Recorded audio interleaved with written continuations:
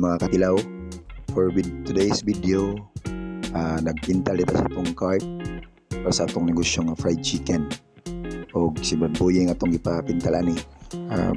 Mao din si Brad Buying, mao niyang nagpintal na to. O nagtabang para maanda matong gamayng negosyo. Init kayong adlaw, lagi tingkeng kainit karon. O pinapao na mga humanin niya karon. Puwa atong color nga gipili kay uwam sa dang atong para parehas sa libi ba. KFC sa anak man niya. Kung mga katilaw mo na nagbarog na ko niya. O may tanaw si Brad. Live ako nun eh. Ay humana ni amo rin kayo ng mga stove, check na mo sa mga ligid ani para maka atsada na tayo Lunes pohon.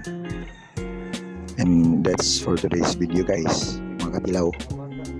Kita-kits sa sunod video mga katilaw. Bye bye.